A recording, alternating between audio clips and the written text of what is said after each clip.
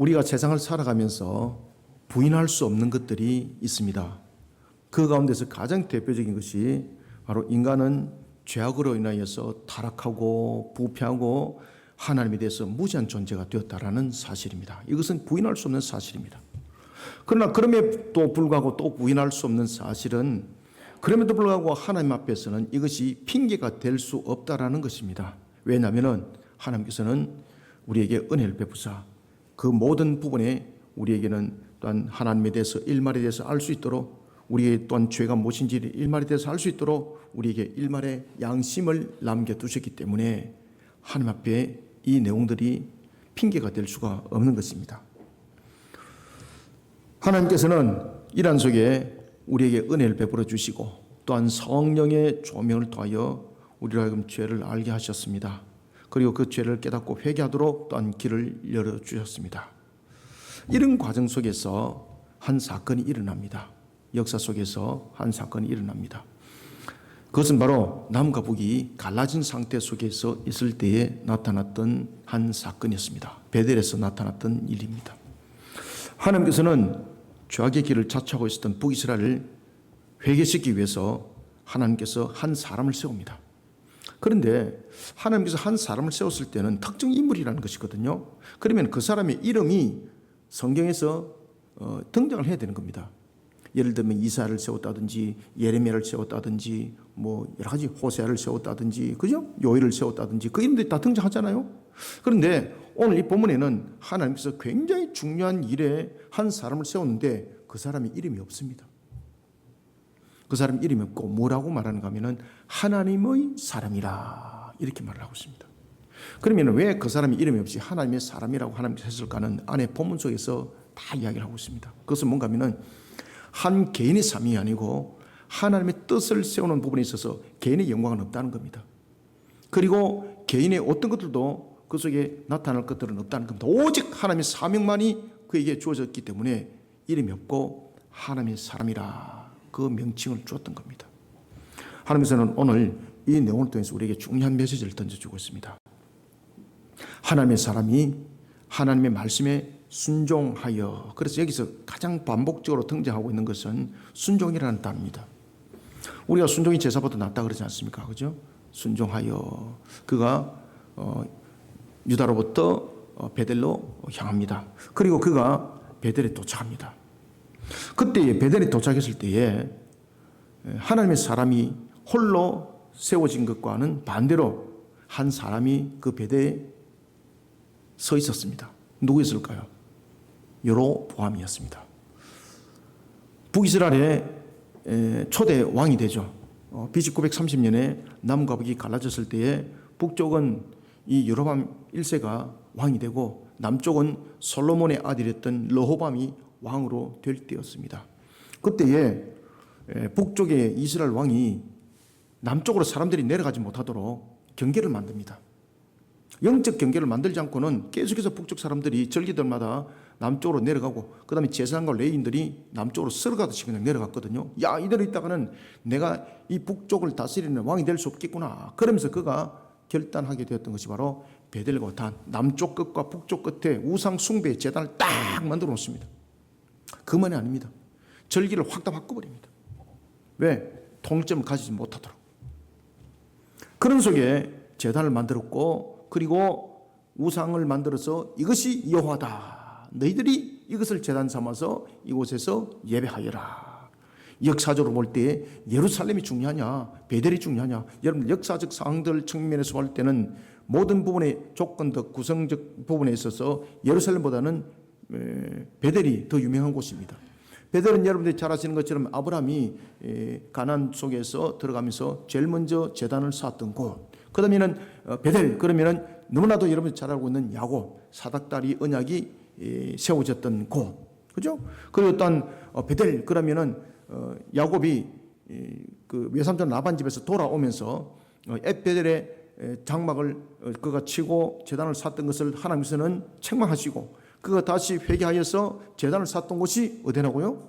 베델. 그리고 베델이 역사적 측면에서 조상들의 개념 속에서 얼마나 중요합니까? 언약적 관점 속에서 너무나도 중요한 장소. 그러면 여로보암 1세 말이 맞는 거예요. 이런 말에 사람들이 미혹당하기 시작합니다. 하나님께서는 이런 잘못된 신앙 속에 우상 숭배와 하나님을 오히려 대적하는 모습 속에 끌려가고 있는 북쪽 이스라엘 백성들을 깨우치기 위해서 하나님의 한 사람을 베델에 파송합니다. 그가 베델에 섭니다.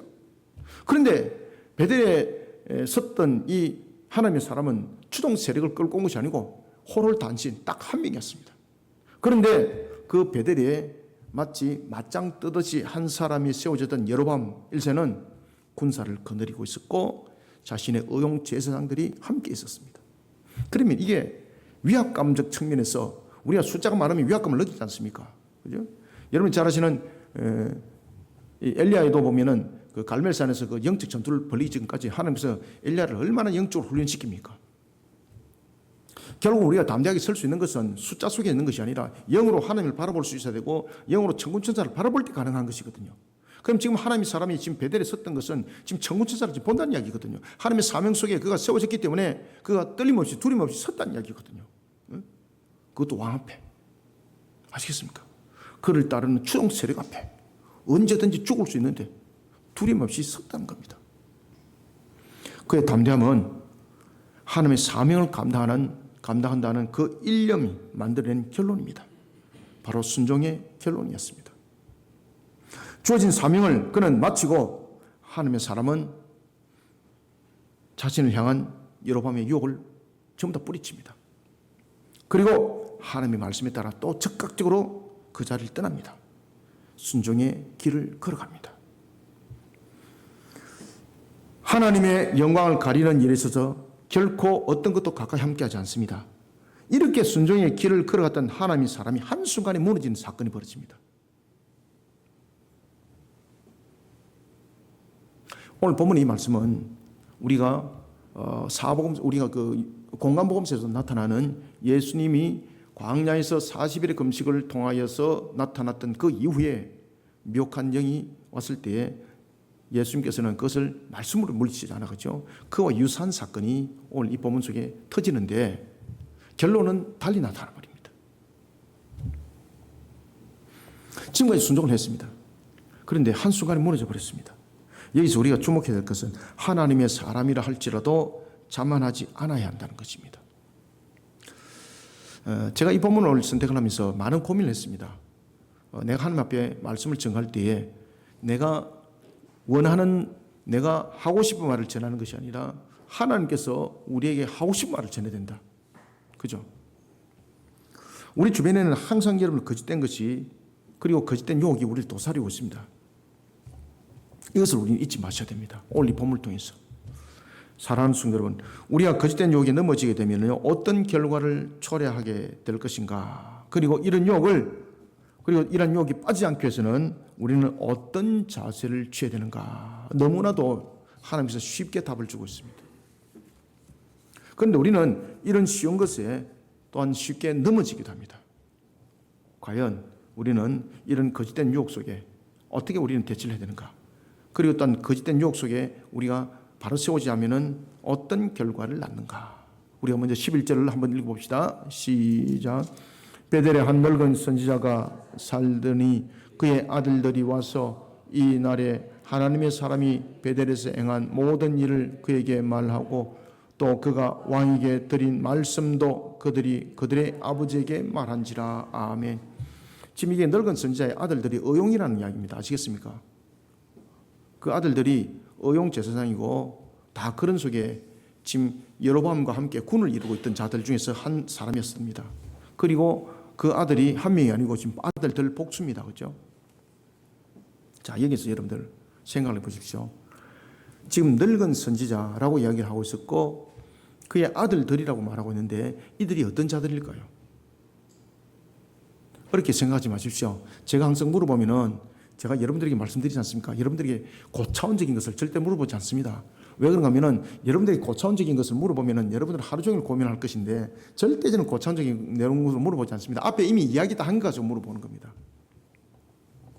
이 아들들과 늙은 선지자들은 어떤 분류의 사람인가 하면요.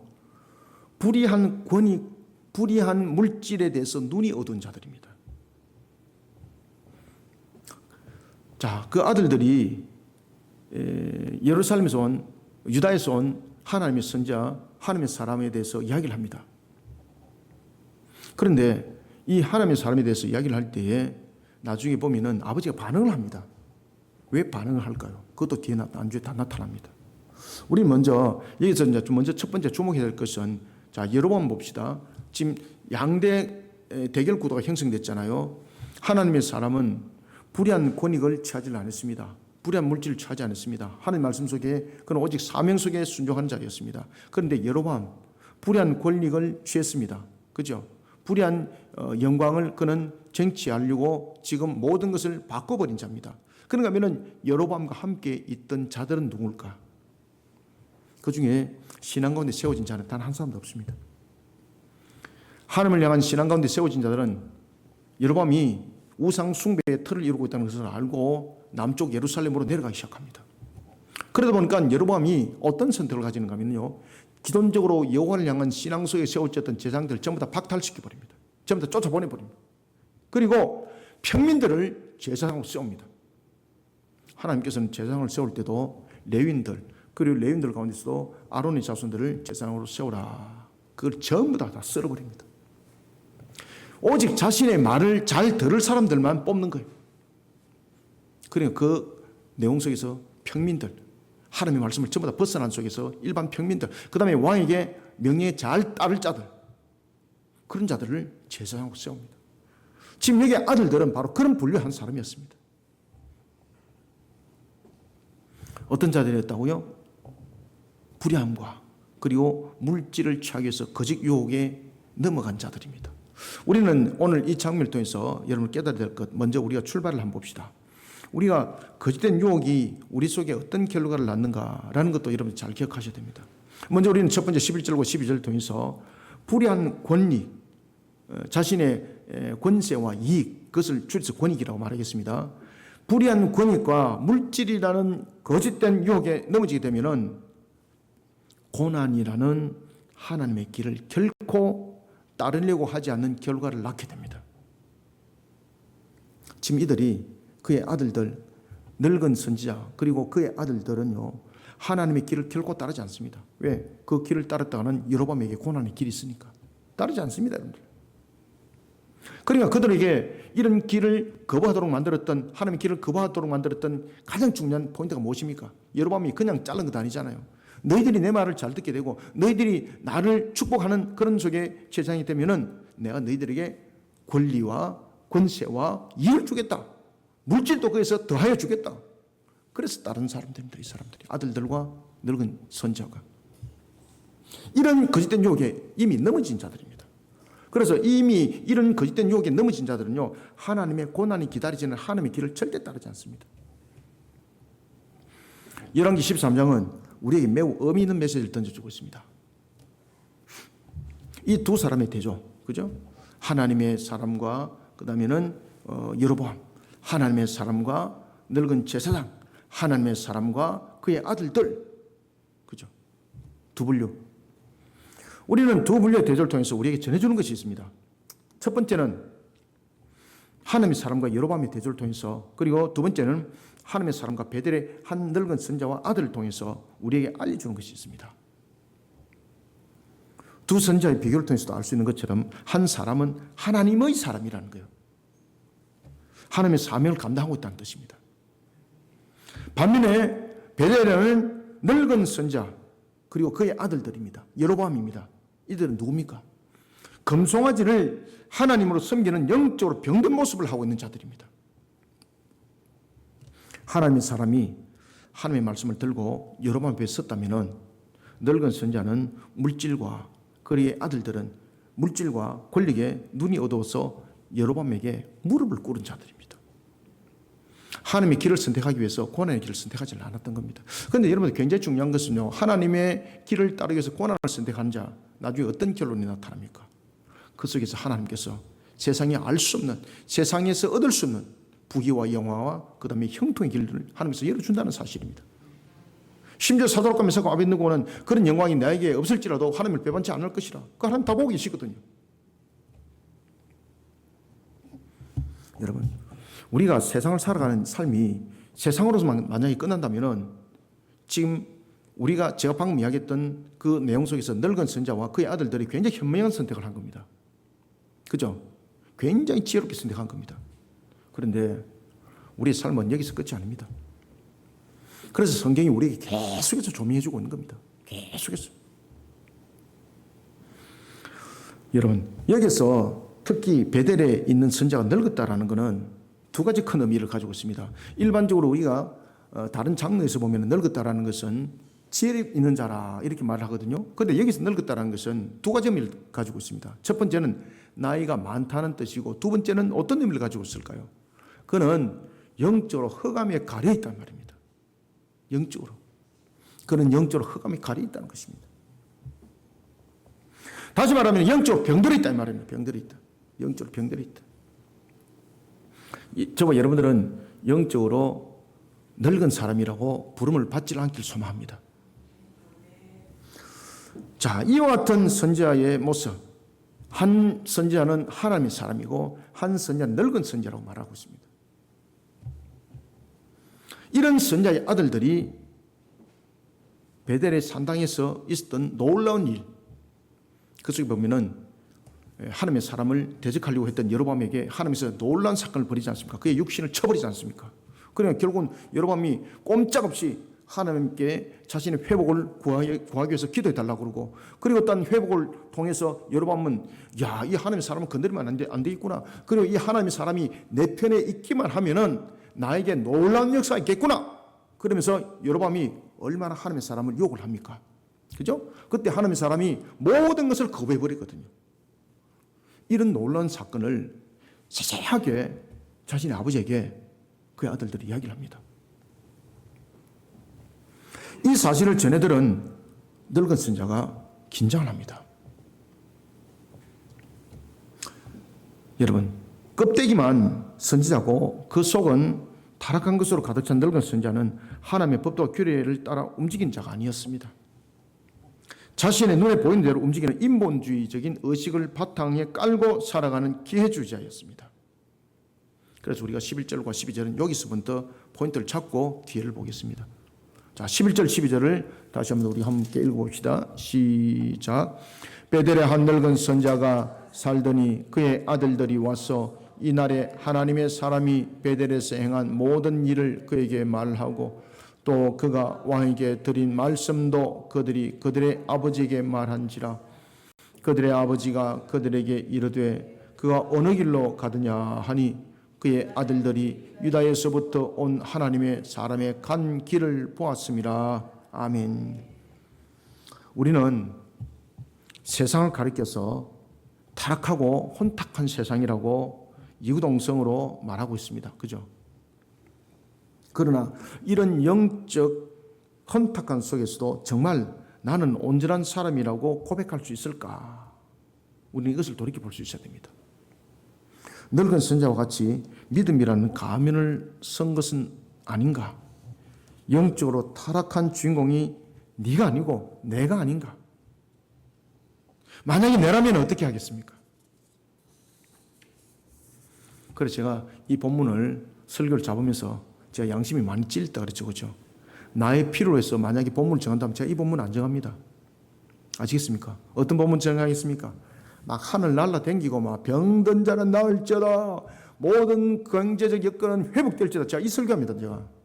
근데 제가 지금 무슨 설교하고 있습니까? 죄에 대한 찔림을 설교하고 있습니다.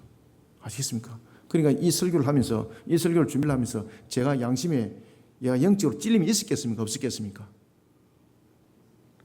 있었습니다. 아시겠습니까? 여러분들은 오늘 이 본문을 통해서 양심에 찔림이 있습니까? 없다네. 대단한 분들입니다.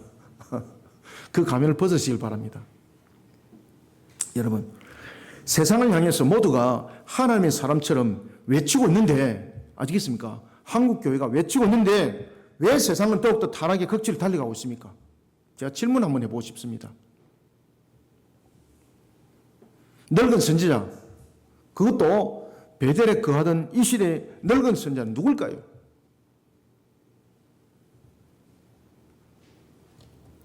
우리 스스로 하나님의 저울에 달아봐야 됩니다. 불의한 권익과 물질이라는 거짓된 유혹에 넘어지게 되면요, 고난이 있는 하나님의 길을 결코 따르지 않습니다. 우리 한국 교회 보십시오. 고난의 길을 따르려고 하는 것들 보입니까? 여기가 조사원이, 그죠? 여러분들 잘 될 겁니다. 여러분들 손대는 것마다 잘 될 겁니다. 뭐 완전 투기자 만들어 놓고, 그걸 기복신앙이라고 하지 않습니까? 기복신앙은 신앙이 아니거든요. 우상숭배고 샤머니즘이지 않습니까? 우리는 진리를 말하고 있는 거지 않습니까? 세상이 지금 왜 병들어 있는가를 우리는 말할 수 있는, 진리를 말할 수 있는 교회가 되어야 합니다. 그런데 그런 말을 하게 되면 고난의 길이 따는 거죠. 교인들이 안 모이는 거죠. 있던 교인도 도망가는 거죠. 그래서 제가 여러분들에게 말씀드렸지 않습니까? 이 시대에 에스라가 설교하면은, 우리 교회 설교하면은 이 속에서 남을 자가 몇 명 된다고요? 한 명은 그래도 있어야지. 한 명 냅니다. 이렇게 해야 되는데 한 명도 남지 않습니다. 하면은 그 사실입니다. 아무도 안 넘습니다. 그냥 갑니다. 여러분들요. 저 사람 설교하는데 골치 아파요. 뇌에 대해서면 회개 이야기하고 죄에 대해서 이야기하고, 아우 싫어. 요새 누가 사는 것도 스트레스 받는데 교회까지 가서 스트레스 받으면 내가 아이고 죽는다 죽어 이렇고 떠날 겁니다. 그죠? 어떤 자들 속에 교회들이 사람들이 많이 뭡니까? 그냥 똥파리처럼 모이들도록 막 그냥 막 거짓말하고 막, 신앙의 양심에 찔리면 그냥 동이 메어버리고, 기복적 모습 속에서 그냥 희낙낙거리는 속에서 사람들이 막 군인들처럼 모여드는 거죠. 그것이 건강한 교회일까? 병드는 교회일까요? 병든 교회죠. 그러니까 영적으로 힘이 없는 거예요. 왜? 고난의 길을 안 가는 거예요.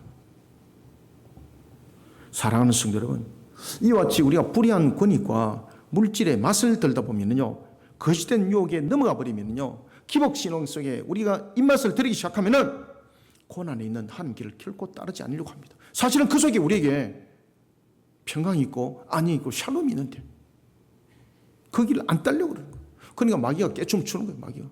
그러니까 마귀가 계속해서 응원하는 거예요. 잘하고 있다. 잘하고 있어. 너희들 열심히 한번 해봐. 너희들 하고 싶은 대로 한번 해봐.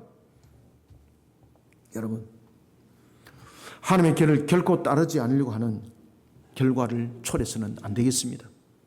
오늘도 우리의 모습들을 바르게 세워서 오늘도 말씀의 거울에 우리를 다시 한 번 더 조명해보고 우리가 하나님을 향해서 바르게 세워 주의 길을 따르는 고난의 길을 기쁨으로 달려가는 저와 여러분이 다 되시기를 소원합니다. 두 번째는 13절을 읽읍시다. 시작. 그가 그의 아들들에게 이르되 나를 위하여 나귀의 안장을 지우라. 그들이 나귀의 안장을 지우니 그가 타고. 아멘. 두 번째는 13절과 14절 여러분들이 보시길 바랍니다. 이 장면이 13절과 14절 그리고 이제 그 이후에 15절부터 그 29절까지 장면들이 뭔가 하면은 우리가 예수님께서 40일의 금식을 통해서 마귀의 유혹을 당했던 그 모습과 굉장히 유사한 장면들이 이제 등장합니다. 그런데 여기서 제가 질문하겠습니다.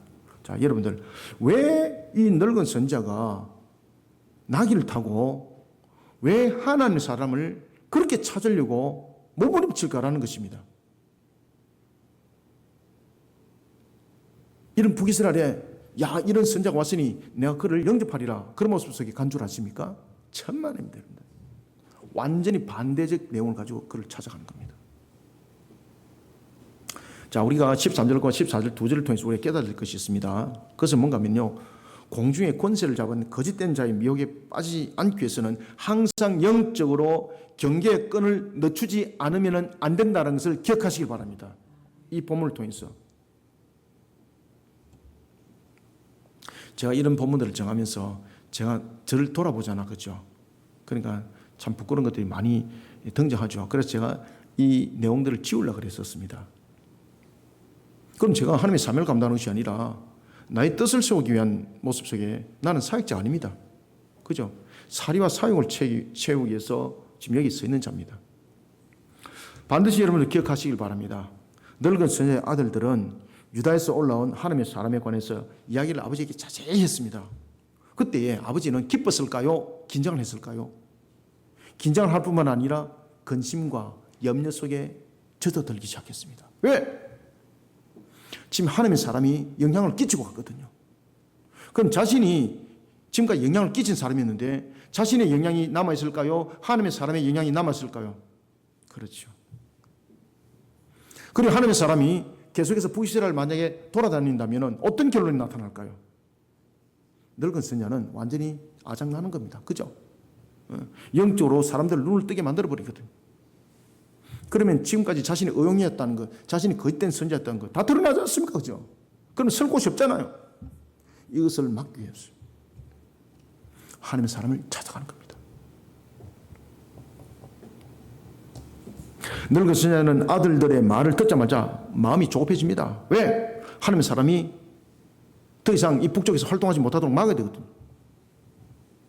하나님의 사람이 있는 곳을 향해서 그건 지체하지 않습니다. 그리고 황급히 달려갑니다. 나귀를 타고 갑니다. 왜? 걸어갈 수 없잖아요. 빨리 가야 되잖아요.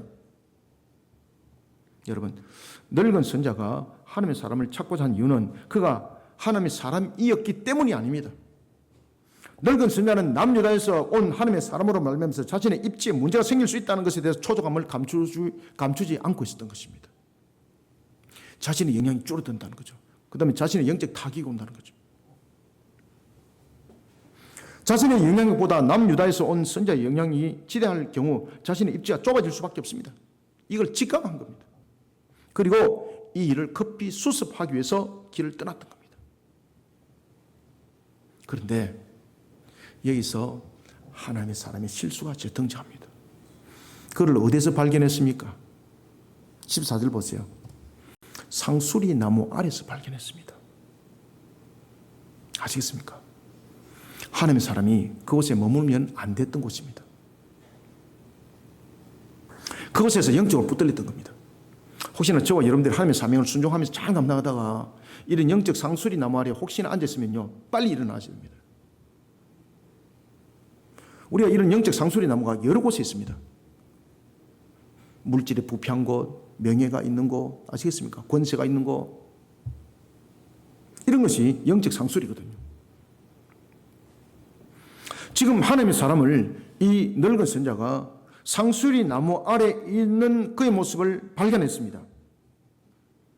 상수리 나무는 우리가 여러 가지 부분의 문제점을 가지고 있는 그런 장소거든요. 특히 상수리 나무, 그러면서 이 오늘 본문 속에서 보면은 정관사를 딱 쓰고 있어요. 그 상수리 나무 아래, 아시겠습니까? 한글 성경은 그렇게 번역을 하고 있지 않지만 히브리 원어는 그 부분에 강조를 하고 있거든요. 그 상수리 나무 아래에 앉았다는 거죠. 그럼 그 상수리 안에는 그 상수리가 어떤 나무인가라는 것입니다. 그 상수리는 바로 기념의 장소요, 죽은 사람이 묻는 장소였습니다. 하나님의 사람이 앉으면 안 되는 곳이었습니다. 그곳에 앉음으로써 스스로 부정한 자가 되는 곳이었습니다. 다른 곳에서 쉬면 되지, 왜 그곳에 앉았을까라는 것입니다. 아시겠습니까? 본인도 그것을 알고 앉은 거예요. 상수리 나무인 줄 알고 앉은 거예요. 그 상수리가 어떤 역할들을 하고 있는지 알고 앉은 거예요. 그런데 거기에 앉을 수밖에 없던 것은 그가 매우 지쳤다는 뜻이에요. 영적으로 매우 지쳤고 육신적으로도 매우 지쳤고, 그래서 그늘이 많아진 곳을 찾은 거예요. 왜? 다른 곳에는 크게 그늘질 곳이 없기 때문에 자신이 죽을 위치에, 죽을 입장에 지금 놓인 거예요. 그런데 여러분들, 우리가 순종할 때 믿음이 하나님의 겨자씨만큼만 있어도 하나님께서 이 사람들을 저 바다로 옮기질저다 하면은 옮기질저다라고 우리에게 말씀 준 거 기억나십니까? 하나님께서는 그 사명을 감당할 때에 우리에게 모든 피할 길도 함께 준다는 것을 믿으시길 바랍니다. 하나님께서는 그저 순종하는 것을 기계적으로 순종을 통해서 그냥 너는 순종해 이 말만 하지 않습니다. 이미 하나님께서는 그에게 무엇이 어려운지, 무엇이 부족한지, 어떤 일이 일어날지 이미 우리의 모든 미래를 주관하고 계시는 하나님께서 이미 다 알고 계십니다. 그러면은 우리는 오직 한 가지만 하면 됩니다. 무엇을 하면 됩니까? 순종. 시작. 제가 이제 순종이라고 해도 여러분들은 순종입니다 이렇게 해야 됩니다. 여기까지 다 가르쳐줘야 됩니까? 자, 다시 어떻게 됩니까? 다시 한 목소리 한번 해봅시다. 무엇입니까? 어떻게 해야 됩니까? 네, 순종입니다. 아시겠죠? 순종 이렇게 하지 마시고 순종하기만 하면은 그 길들을 누가 열어줘요? 그걸 믿으시라는 거예요. 아시겠습니까? 그래서 순종이라는 이 단어 속에는 굉장히 여러분들 의미가 복합적인 것이 담겨져 있습니다. 이미 우리의 부족함을 아시고 연약함을 아시고 모든 환경을 아시는 하나님께서 그 길을 열어주시고 부족한 게 있다면 채워주시고 연약함이 있다면 강하게 만드시고 그 길들을 열어준다는 뜻이 순종 속에 있어요, 여러분들요. 그래서 순종은 단순하게 순종이라고 여러분 기억하시면 안 됩니다. 순종이라는 속에는 신앙의 전부를 돌아볼 수 있는 그런 또한 영적 여러분들의 모습들을 만들어가야 돼요. 그래만이 야 내가 순종하면 내가 어리석지 내가 바보지 이런 소리가 안 난단 말이에요, 여러분들요. 그러니까 순종하는 자가 복이 있는 겁니다, 여러분들. 순종하는 복이 있는 겁니다. 자, 여러분들 지금 하나님의 사람이 저 상수리 아래 나무에 앉으면 안 된다는 걸 알고 있죠? 아시겠습니까? 알고 있는데 거기 앉았습니다. 왜 앉았습니까? 그 더위에 이미 자신이 지칠 만큼 지쳤고 피할 곳이 아무것도 없는 거예요. 그것밖에 없었던 거예요. 그러면 그곳이 피할 길이라면 하나님께서 앉게 하는데 상수리 나무에 있기 때문에 하나님께서 앉지 말라는 거잖아요. 그러면 가야 되는 거예요. 여러분들 이와 유사한 사건이 있습니다. 에스라 기억나십니까? 기억나십니까? 에스라가 여러분이 잘 아시는 것처럼 그 예루살렘을 광야길을 갈 때에 아닥사스다가 뭐라고 말했습니까? 내가 너희들에게 어떤 도적들에도 너희들이 해침을 당하지 않도록 내가 마병을 주겠다. 병거를 주겠다. 그리고 너희들이 그 모든 부분들을 헤쳐나가는 데서 물자도 주겠다. 그런데 모든 것을 거부했습니다. 에스라가. 그러면은 광야길에 가다가 그들이 피할 길이 없거든요. 그 떼약볕 같은 그 광야길 전부 다 가다 다 죽습니다. 그런데 에스라가 고백하잖아요. 이런 부분에서 우리는 전능하신 하나님이 우리를 인도할 것이고 우리를 지키시고 보호할 것이고 우리의 모든 필요를 채워줄 것입니다. 그 믿음으로 광야를 가잖아요, 여러분들요.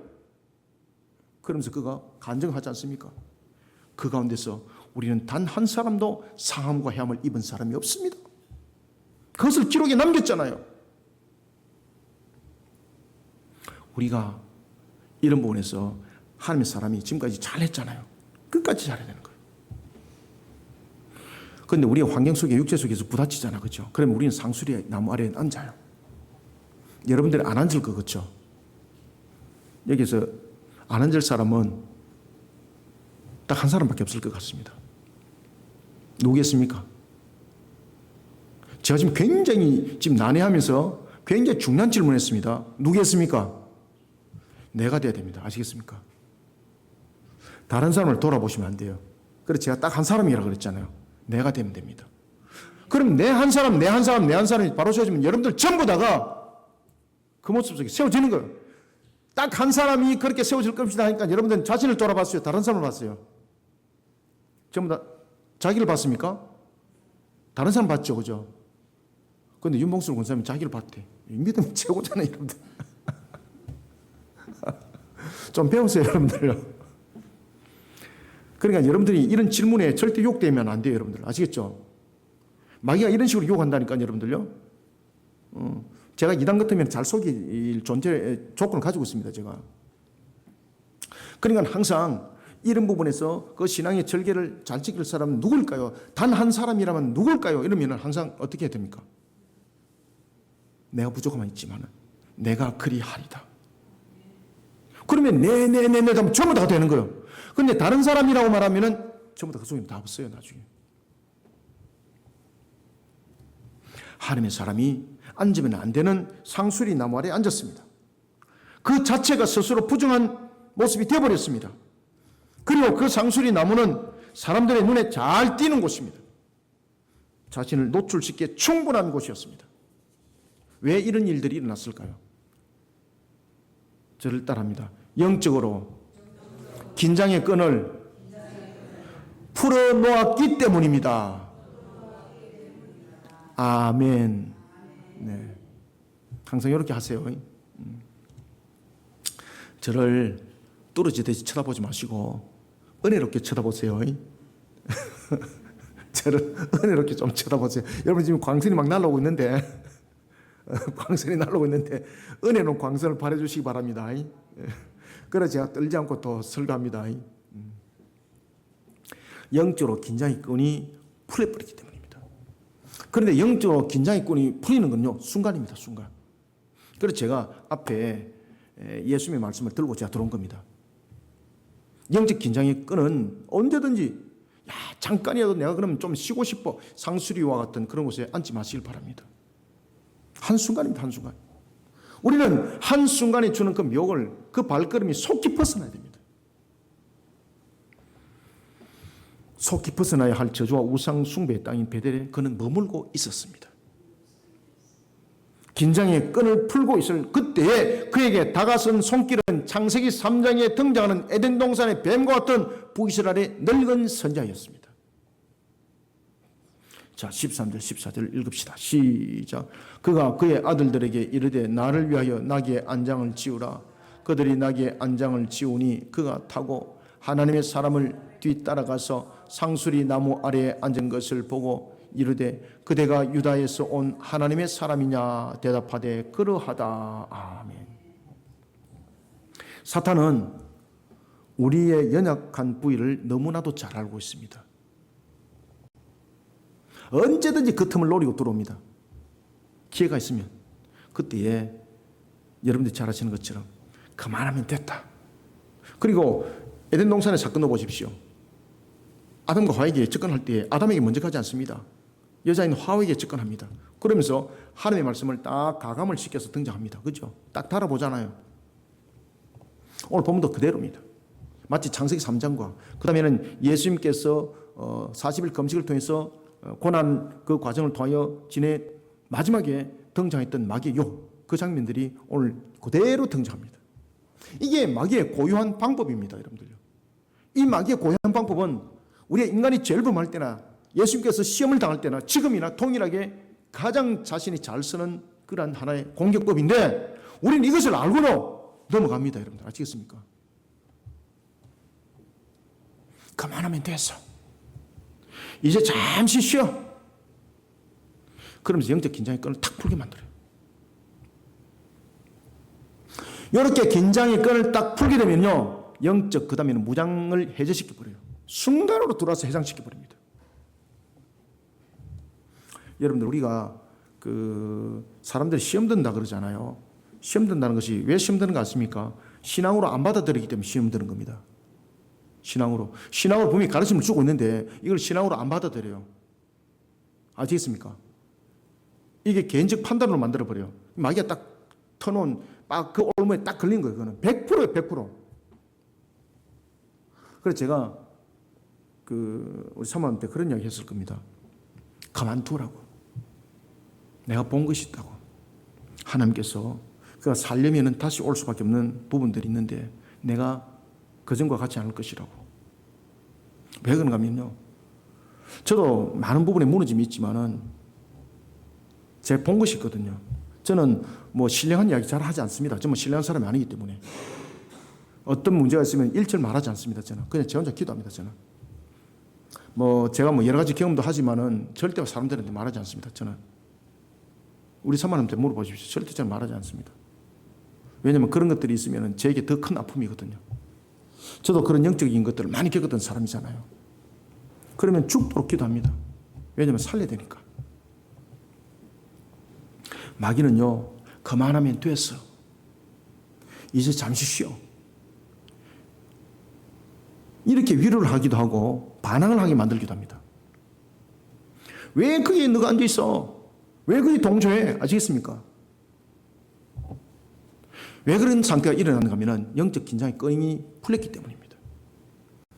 영적 긴장의 끈으로 동이 매는 이런 음성이 안 들려요. 여러분들요. 예수님께서 영적 긴장의 끈을 딱 동이 매니까 마귀가 딱 치러 들어온 것에 대해서 어떻게 했습니까? 하나님 말씀으로 바로 그냥 그걸 쳐버리지 않습니까? 영적 긴장의 끈이 풀려 놓아진 순간 그 다음에는 무장해제로 들어가는 겁니다. 싹 들어와서 무장해제 바로 시켜버립니다.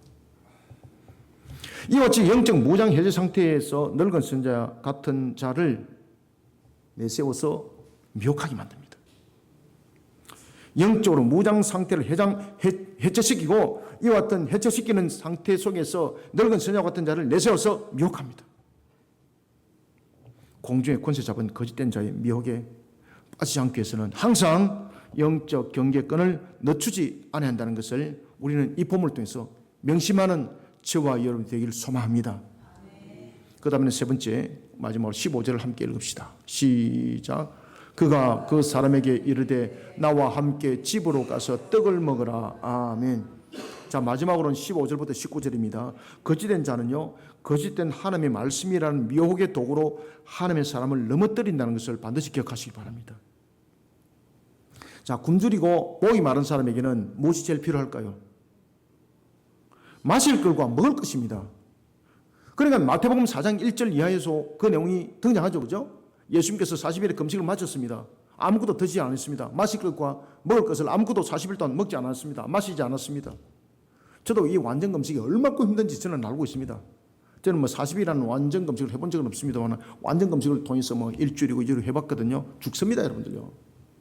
그냥 몸이 불탑니다, 불타. 나중에는 기도고 뭐고 막 일어설 힘조차도 없습니다, 여러분들요. 제가 이제 심장에 이제 문제가 생기고 이랬던 부분들이 이제 금식기도 하면서 이런 과정 속에서 제가 이제 문제가 생겼거든요. 그래서 제가 금식기도도 잘 하라고 제가 여러분들에게 말씀을 드린 이유가 그 속에 또 있기도 해요. 때로는 하나님께서 내 교만을 이 부분들을 통해서 탁 쳐버리더라고요. 나의 불의함을 그 과정 속에서 쳐버리더라고요. 여러분, 굶주린 자에게는요, 제일 미혹할 수 있는 것이 먹는 문제고, 마시는 문제에 있어서 갈증이 있는 자에게는 마시는 겁니다. 지금 이 거짓 선자가, 늙은 선자가 무엇으로 유혹합니까? 딱 지금 이 상황 속에서 하나님의 사람에게 필요한 것은 굶주림 상태에 있었고 목마름 상태 속에 있었거든요. 다른 거 필요 없어요, 여러분들요. 이 두 가지예요, 두 가지. 마태복음 4장 1절 이하의 모습처럼 그대로 접근했어요, 여러분들. 40일 금식했던 예수님께 마귀가 접근했던 것과 똑같은 방식을 취합니다. 그러니까 이게 마귀의 고유한 전략입니다. 여러분들에게 물질이 필요합니까? 마귀가 물질로 딱 접근합니다. 아시겠습니까? 야, 갈증이 나는 그때 마치 이것이 막 갈급함을 해소하는 마치 오아시스 같은 모습으로 딱 접근합니다. 항상 기도하면서 영적으로 바른 길을 갈 때 하나님께서 더한 것을 진짜로 준다는 것을 여러분 잊지 마시길 바랍니다. 진짜로 준다는 것을. 마귀가 예수님께서 접근할 때도 마찬가지입니다. 어떻게 접근했습니까? 처음에 친숙하게 접근했죠. 똑같습니다. 이 늙은 선자가 하나님의 사람에게 어떻게 접근합니까? 첫 번째, 매우 친숙하게 다가갑니다. 나도 누구라고? 나도 그대와 같은 선지야! 이러면 접근했잖아요. 매우 친숙하게 접근했지 않습니까? 이 마귀의 고유한 방법이에요, 여러분들요. 예수님께도 그렇게 접근했잖아요, 여러분들요. 그러면 우리에게도 이런 방법들을 사용한다는 이야기예요. 그 다음에 두 번째는 거짓된 하나님의 말씀으로 미혹합니다. 예수님께도 그렇게 했잖아요. 아담과 하와에게도 그렇게 했잖아요. 똑같습니다, 여러분들. 방법만, 형태만 조금 다를 뿐이지 유형은 똑같습니다. 두 번째는 거짓된 하나님의 말씀으로 미혹합니다. 천사가 여호와의 말씀으로 내게 막 이렇게 말했다. 아시겠습니까? 그러니까 첫 번째 친숙하게 접근했고, 두 번째 하나님께서 천사를 통해서 내게 이런 말을 줬다. 그럼 홀가닥 넘어가 버린 거예요. 그러면 세 번째는 이제 본격적으로 등장합니다. 필요를 채워줄 것으로 미혹 딱 해버립니다. 그럼 홀가닥 넘어가는 거예요. 첫 번째 미혹과 두 번째 미혹에서 설득당한 하나님의 사람은 필요를 공급해주는 그 음성에 허무하게 무너져 버렸습니다. 이에 본문은 말합니다. 이에 그 사람이 그와 함께 돌아가서 그의 집에서 떡을 먹으며 물을 마시니라. 아멘. 그러는데 어떻게 되겠습니까? 이 선지자 죽습니다. 이 선지자가 허무하게 죽습니다. 15절부터 19절을 함께 읽읍시다. 시작. 그가 그 사람에게 이르되 나와 함께 집으로 가서 떡을 먹으라. 대답하되 나는 그대와 함께 돌아가지 못하겠고 그대와 함께 들어가지도 못하겠으며 내가 이곳에서 그대와 함께 떡도 먹지 아니하고 물도 마시지 아니하리니 이는 여호와의 말씀이 내게 이르시기를 네가 거기서 떡도 먹지 말고 물도 마시지 말며 또 네가 오던 길로 돌아가지도 말라 하셨음이로다. 그가 그 사람에게 이르되 나도 그대와 같은 선지자라. 천사가 여호와의 말씀으로 내게 이르기를 그를 네 집으로 데리고 돌아가서 그에게 떡을 먹이고 물을 마시게 하라 하였느니라 하니 이는 그 사람을 속임이라. 이에 그 사람이 그와 함께 돌아가서 그의 집에서 떡을 먹으며 물을 마시니라. 아멘. 사탄의 미혹에 빠지지 않기 위해서는 하나님께서 주신 명령에 대해서 집중해야 됩니다. 하나님께서 베델을 속히 떠나가라고 그랬잖아요. 그것은 이와 같은 늙은 선자와 같은 미혹한 영이 있다는 것을 하나님께서 이미 아신 거죠. 그래서 속히 떠나라 했던 것이십니다. 이 늙은 선자에게 하나님께서 말씀을 준 일이 없습니다. 오직 하나, 이 하나님의 선자를 하나님의 저주 가운데 두어서 제거하려고, 하나님의 사람을 넘어뜨리려고 그는 마귀의 역할을 했던 겁니다. 거짓된 자는요, 하나님의 말씀이라는 묘기 도구를 통해서 하나님의 사람을 넘어뜨리려고 호시탐탐 노리고 있다는 것도 잊지 마시길 바랍니다. 이 시대를 돌이켜봅시다. 이단들은 기존의 교회와 별 다른 차이 없이 우리에게 다가오고 있습니다. 거짓된 하나님의 말씀과 거짓된 계시를 통해 우리를 미혹하고 있습니다. 하나님의 말씀을 왜곡하고 세속적인 축복을 통한 거짓된 약속으로 다가서는 거짓된 자들을 향해 영적 긴장의 끈을 늦추지 아니합니다.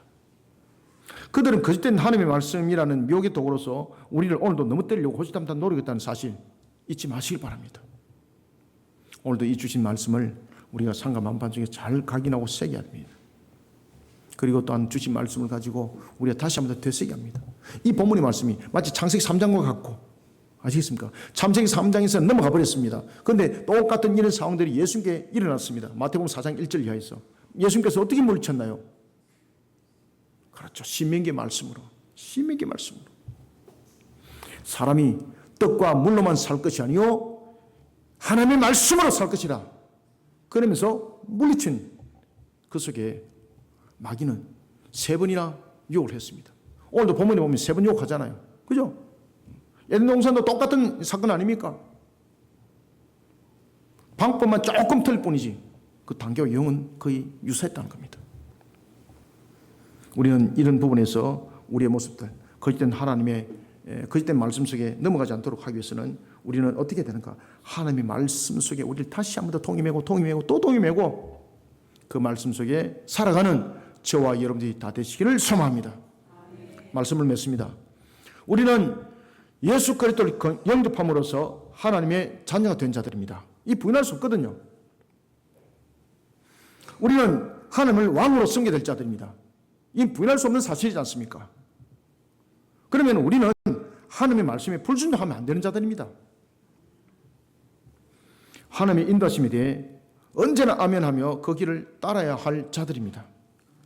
그러니 거짓된 자들의 미혹에 넘어지지 않도록 하나님의 말씀을 자의적으로 해석하면 안 됩니다. 판단하면 안 됩니다. 오직 순종하는 걸음을 걷는 성도들이 되길 소망합니다. 하나님은 강력한 영적 전투 현장에 제3자의 입장이 되어서 우리를 지켜보고 계시는 분이 아닙니다. 험악한 영적 전투 현장 속에서 승리할 수 있도록 복잡한 프로그램만 던져주고 도망간 분이 아닙니다. 하나님은 우리에게 단순한 길을 제시하고 있습니다. 무슨 길일까요? 내 말에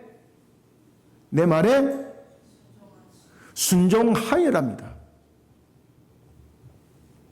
순종은 하나님께서 이기게 하시고 하나님께서 이끌어 가시겠다는 것을 담보로 하고 있습니다. 그래서 그것이 답인 겁니다. 거짓된 유혹에 넘어지지 않아야 됩니다. 오늘도 여러분들 이 본문들을 제가 간단하게 해석해서 지금 여러분들에게 지금 이 내용을 제시를 하고 있거든요. 그런데 이 본문은 사실은 그 이상의 굉장히 복잡한 내용들을 함께 담고 있습니다. 그렇지만 제가 지금 핵심적인 내용만 가지고 여러분들에게 전개할 뿐이었습니다. 하나님의 말씀은요, 달고도 오묘합니다. 하나님의 말씀은 유토피아가 아닙니다. 사실이고 그 말씀 속에 순종할 때 역사는 반드시 일어납니다. 우리는 부족함이 많습니다. 우리는 완전한 존재가 아니지 않습니까? 때로는 넘어지기도 했습니다. 그러나 말씀으로 일어섭시다. 거짓된 속에 낭망하지 마시고 한번 넘어졌다 그래서 내 인생은 끝났구나 절망하지 마시고 하나님께서 우리를 이렇게 세웁니다. 그리고 다시 달려가라고 말씀을 주고 있습니다. 우리는 그 말씀에 순종합시다. 이런 속에 거짓된 유혹을 뿌리치고 달려가면서 영적으로 다시 한 번 더 허리를 영적 긴장의 끈을 동이매고 달려가는 저와 여러분들이 다 되시기를 주님의 이름으로 축원합니다. 살아계신 하나님 아버지, 주님께서 오늘도 우리에게 주신 말씀을 상과 마음 반석에 각인하고 새깁니다. 성령의 기름을 부어 주시옵소서. 은혜 담비를 부어 주옵소서. 하나님의 오늘도 우리가 세상 속에 살아가다가 참으로 하나님의 사람처럼 온전한 길을 가다가 때로는 불순종의 객길로 간 적도 있음을 고백합니다. 회개합니다. 용서하여 주시옵소서. 언제든지 순종에는 그 길이 있고 순종에는 그 답이 있다는 것 하나님께서 우리에게 오늘도 조명해 주셨사오니 이 말씀에 순복하고 이 말씀 속에 우리의 근본들을 세워나가게 성령님 도와 주시옵소서. 은혜와 은혜를 다하여 주옵소서. 하나님의 뜻을 펼쳐나가며 부족함이 없도록 오늘도 주신 말씀이 우리 모든 성도에게 꼴이 되고 양식이 되기를 소망하오니 주여 우리를 이끌어 인도하는 말씀이 되게 도와주시옵소서. 예수님의 이름으로 기도드립나이다.